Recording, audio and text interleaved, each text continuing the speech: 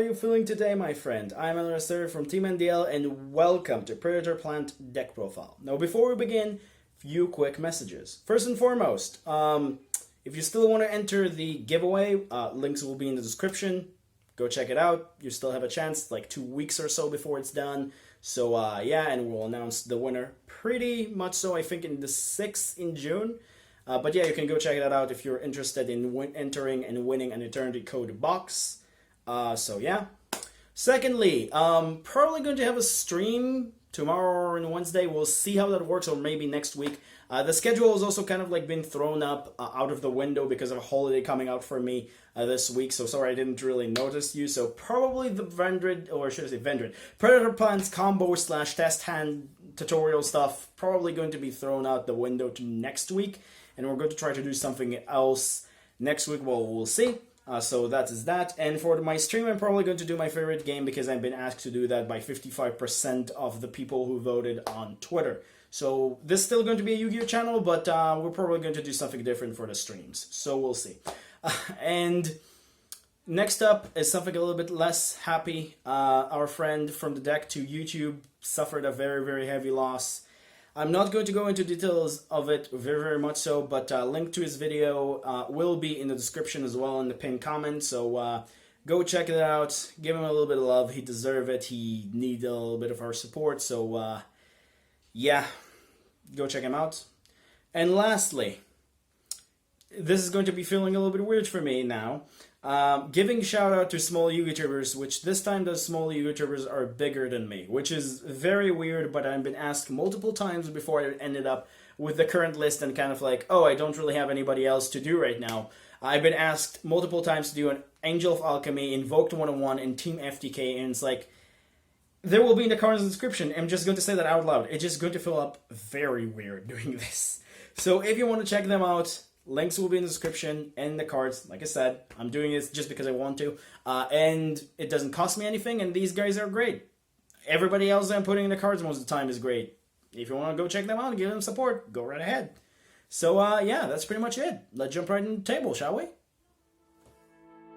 We'll jump on to the monsters with the two best ones, which is 3 Orpheus Scorpio and 3 this guy. I don't know why I did like the fan thing, but whatever. Orpheus Scorpio and Klamasandu are your best 2 Predaplant monsters. Orpheus Scorpio is pretty much known for you discard a monster, you pretty much summon Darling Toad and Cobra most of the time. But you could also summon this, which is really cool, because by himself he's also a fusion spell. If your opponent have a monster with a Preda counter, you can fusion summon with it, which is really cool. So that's pretty much what they do. This one is your fusion spell when you just already open up with Darling Tonia Cobra in your hand, which sometimes sucks, but that happens. So you will summon most of the time this. And it's also generally like a good name to have anyway, because yeah. Then 2 copies of the, I would say, best of the worst Predaplant monsters, because it's also really easy. Predacounter Distributor, which is 2 Sphenodia, or I don't know how to pronounce this one. Sphenodinia. I guess that's how you pronounce this. God, the name of this archetype is very, very hard to pronounce. Regardless, you summon him, he put a counter. If you attack a monster with a level lower than him, he pretty much after damage calculation get to summon a Predaplant monster from the deck. Only work to make those monsters with the Predator counters level 1 or level 1 if they have a level. So it doesn't work on ranks or links, so do keep that in mind. But the point is, this guy is just really nice to have. It's a level 4, really easy to summon. Sometimes you summon with this.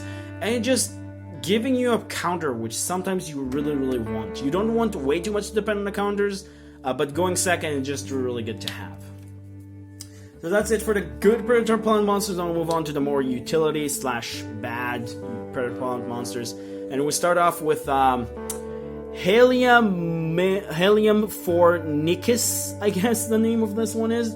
Which most is solely, sole purpose is just summoning this because it's a level 8. And just making this, you don't have to use a fusion monster to summon this. So you can use this and another Predaplant monster, which is really good. But the point of this guy is just being level 8. If your opponent controls a monster with a Predator counter, special summon. And then if you die by battle by card effect or something stupid as that, he's giving you a Dragon Fusion or a Plant Fusion, but it's mostly not going to happen anyway. So yeah, mostly it's because it's a level 8. Then 1 copy of this one because it's your reverse Kaiju. Sometimes it's just good to have like also the banishing to get like to reduce the attack by 500 is also really cool. But the point is, it's like this card I think was created with the restriction because they knew that links are coming, because this for us like was like 4 months before Master Rule 5 or 4 with the link monsters, and I'm pretty sure Japan even became like 3 to 4 months before us just planned this. So you know, it's like they probably planned Master Rule for a little bit beforehand, if that makes sense. But anyway, like this guy is the reverse kaiju, just really nice to have in the graveyard and just a nice name. Then the best Predaplant monsters from the utility ones, Darnatonia Cobra, you all know what it does. One new addition to the deck, which is Squid Docera. This one has 2 utility effects, but you mostly use them for the first. You discard this, you target one of your monsters, and it can attack all monsters your opponent control with a Predator counter. Really stupid for OGAs. Pretty much what it does, and it's another name. The other effect is like if it's on the field, get off the field. It's pretty much put on every special summon monster a Predator counter for your opponent. I don't really think it's going to happen that much, but it's still an option. And then one copy of Serasignante or Serasignante in TCG English. But this guy is just mostly your hand trap if you need it. Insert it, but it's mostly not that great. I don't really like Serasignante that much. But that pretty much does it for the Predaplant monsters. Now we'll move on to the additional supporting engines. So first off, we're running 3 copies of Lonesire Blossom. This thing is just 3 additional copies of a plant. Then we're moving on for something very, very spicy, which I don't see a lot of people run, and I don't understand why. 2 copies of Chain, 1 copy of Sabers. This is your so-called Patchworks, Frightful Patchworks engine. You just discard this to activate effects or whatever, and they're also dark, and they can search you a card to search another one of them and search a fusion spell. Very powerful, very, very useful to have. And just having one of this sometimes is actually really nice, because sometimes you don't want to just search another one because, you know, it's works this way, trust me. If you want 3 chains instead of 1 Sabers, you're more than welcome to, but Sabers also giving you the ability to just special summon itself back. And then lastly, for a card that I could say maybe you can just decide to run Cold by the Grave or another Hand Trap, but I run it because it's dark, it's free Diddy Crow. Diddy Crow, like I said, it's dark mostly, that's the entire point. It's not a bad hand trap, this format, I think. It's not like absolutely insane as it used to be before Eldritch and stuff like that.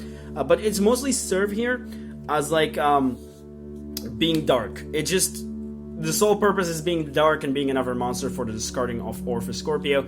And I just decided this is just probably the best hand trap for the job. So yeah, DD Crow. You can run Ash Blossom, you can run anything else. You can even cut this for Cold by the Grave, but this is just the one that I decided to go with. So that pretty much does it for the monsters. Now we'll move on to the spells. 3 copies of the best spell of the deck. Free Practice. This guy, or this card, you special summon Predator Plant monster from your hand, and then you can add 1 Predap card from your deck to your hand. So you have so many platform of options, which you will see. You can add another monster or another spell or trap. And then, you know, you can only fusion summon monster for the rest of the turn, which is the only downside, but most of the time you don't really care. And because of being like in Master Rule 5, that fusions is now like not blocked, same as Synchro and Xyz, this is just a little bit better than it used to be from already being a fantastic card. The only issue is sometimes you don't have a Predator Plant monster in your hand because you do have a lot of, like, you don't have a lot of Predator Plant monsters names. You have only 13, so it's depending on the situation. Then 1 copy of Predaplant. This one is your main spell distributor, so-called counters. It's less better than the trap, but it's a quick play spell. You do need to reveal cards in your hand for that, so that's the problem. But it's also giving your monsters protection, so that's okay, I guess. 1 Predaponics. Now that we are not in a Master Rule that we need, like, to summon a Link monster before we can do multiple Link plays, Predaponics is just not really needed. Because, yeah, getting 2 monsters to make a Link to then make a fusion is just not really that necessary anymore. So 1 copy of it, it's nice searchable. Not really that useful anymore. I am considering cutting it down completely, but it just proves sometimes that you want to search this with Preda Practice, so that's really cool. And then 1 copy of Preda Running, it's another searchable card by Preda Practice, and just a premature burial. So that's really cool about that. That's it for the Predator Plant spells. Then we're running 3 copies of Patchwork. self-explanatory in a deck that like to run Itch Imp, Chains, and Sabers, I guess. Yeah. Then for your fusion spells, finally, we're running 3 copies of the best fusion spell in the game, 3 Super Poly, or should I say the best generic fusion spell in the game. This card is just discard, fusion summon, that's pretty much what it does. You do have other platformers in the extra deck other than just like the dark targets, but most of the time anyway it doesn't really matter. Like most of the time it's just help you break your opponent's board, which is really cool. And there is still a lot of dark decks out there, even with like the Emancipators and stuff like that. It still works sometimes, so you know, it's just really nice to have. If you want to, you could cut this down to 2 or even cut it down completely, but it just felt like it's important to have. Then for your other fusion spells, 1 Polymerization, 1 Fusion Substitute, because you can search this, and most of the time if you're doing it with Orpheus Scorpio, you most of the time fusion summon on the field, so then you can use the effect to recycle something back and draw a card, which is really cool. 1 copy of the best fusion spell in the deck after Super Poly is Ultra Polymerization. This card, I am so happy that it's finally good again. This card, what you do is that you search it with Orpheus Scorpio, and you target them too, because your opponent cannot respond to this. You summon the so-called,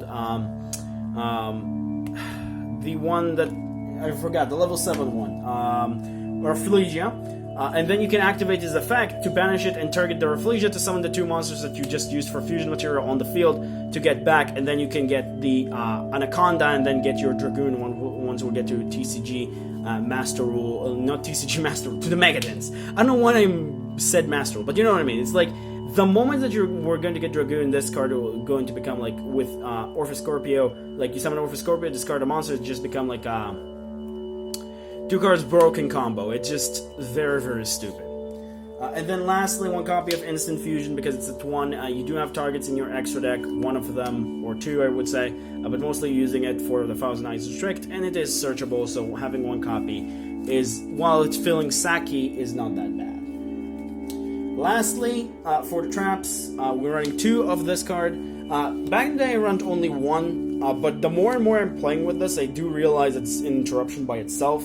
Which we'll get to the extra deck. Why? Because if you're able to summon the big fusion Dragostapelia, this serves as another interruption that you can flip on your opponent whenever and just put counters. Another thing is that if it's in your graveyard, you can banish it and just get pops. So having this card a little bit more viable in your hand, or just seeing it a little bit more without activating Practice, sometimes is really, really good to have. And just a really good card. Like, I'm not joking. This is a very good card.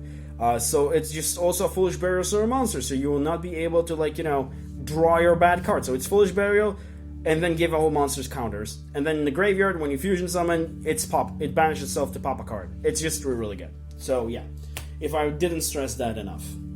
And that pretty much does it for the main deck. Now we'll move on to the extra deck. So first off, extra deck, let's start off with the fusions. Let's start off with the instant fusion slash, you know, targets. 1 Thousand Eyes Restrict, 1 Mad Dragon of the Swamp.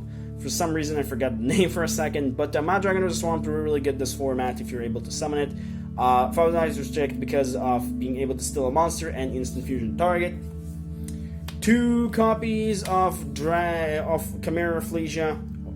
This card is just part of your combos most of the time, and like once you send it to the graveyard, it can just search another fusion spell during the next standby phase, which is really cool. So that's very, very nice to have. And also, if you have Squid Dorsera, its attack with it just can get rid of a lot of things, which is really absolutely insane. So yeah, this card is absolutely ridiculous if you have Squid Dorsera and you being able to put counters on everything.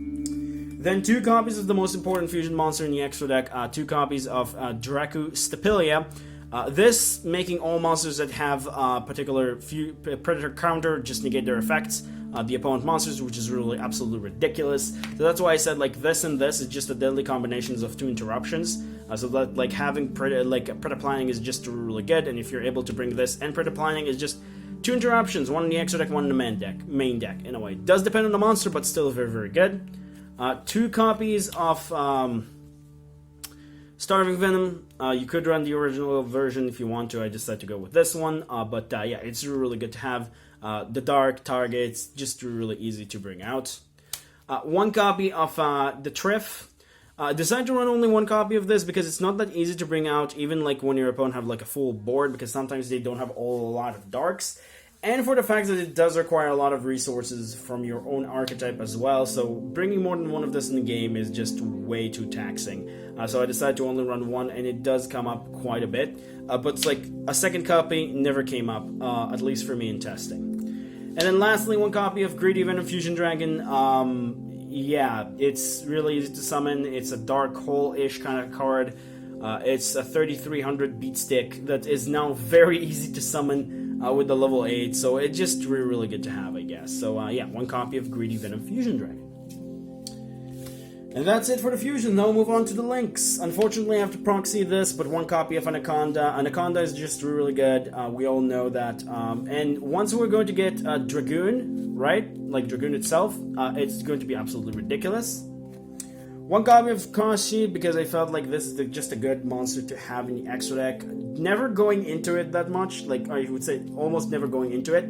That's the correct usable of the word. But it's just really good to have, I guess. It's just really nice, and just Cross Sheep is just overall just sometimes a good monster reborn for a level 4 or lower, I guess. One copy of Cerberus because monster destruction, get rid of. One copy of Phoenix, because, you know, back row, and then one copy of Unicorn. I didn't decide to run anything that is link 4, like higher than link 3, because I just never find myself being able to climb more than link 3, and these are the only good link 2s to 3s that I found that are just, I don't need those. So, like, these are generic enough to just use. And that's pretty much does it for the extra deck as well, and does it for the deck profile. Like I said, this is pretty much a basic skeleton. You can change it as much as you want. So yeah, pretty much it. Hope you guys enjoyed. Once again, giveaway is an option. If you haven't entered, you can win up a box of Eternity Code. Yeah, that's pretty much it. So we'll see if I will make a combo video. Unless you guys will not ask you to, probably not, and even if I will, it's probably going to be at the start of next week because the holiday kind of messing up my schedule, but I have a holiday, so yeah, we'll see about that one, but we'll see you all next time. Remember, creativity is the key in this game. Have a good day, and stay safe, and like I said, if you want to enter the giveaway, you still have the option to. There's a limited time. Bye-bye!